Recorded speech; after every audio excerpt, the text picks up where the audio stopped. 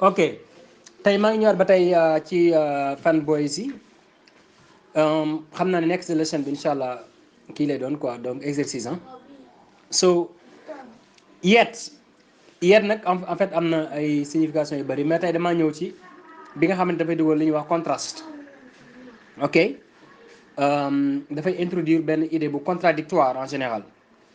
Examples: Abdullah refused to eat, yet he was starving. Abdullah refused to eat, yet he was starving. mooy Abdullah daf bañoon a lekk pourtant daf doon dee xiif quoi en fait.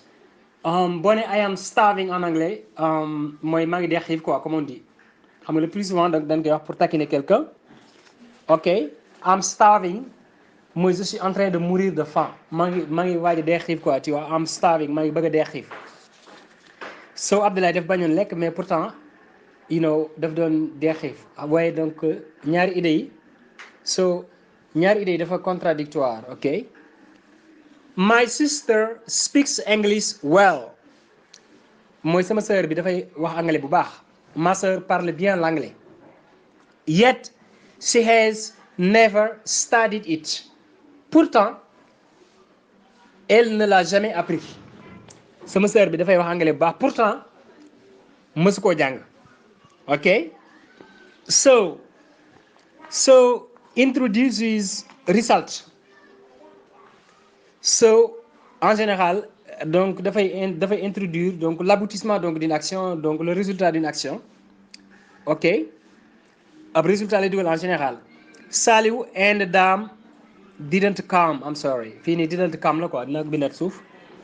Saliou and Dame didn't come mooy Saliou ak Dame ñëwuñu woon. so I went back home.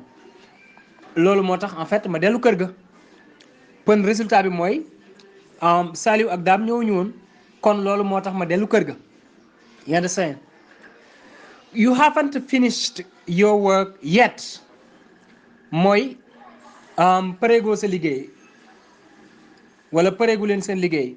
so kon I cannot wait for you kon mënuma laa xaar wala kon mënuma leen xaar. boo xoolee yet bi ak yet bu njëkk bi bokkuñu ñoom ñaar parce que bii nii en général dafay dugal li ñuy wax idée de pas encore. boo noonu I have not finished yet mooy je n'ai pas encore fini. fii nii idée pas encore loo xam ne amagul dafay dugal quoi mais bokkut ak bi nga xamante ne nii contraste la maanaam bi nekk contraste soit dafay tekki but muy mais wala mu nekk pourtant vous comprenez. mais fii nag boo ne you haven't finished your work yet mooy vous n'avez pas encore terminé votre travail. so I cannot wait for you donc je ne peux pas vous attendre ou bien je ne peux pas t'attendre, n'est-ce pas? Voilà.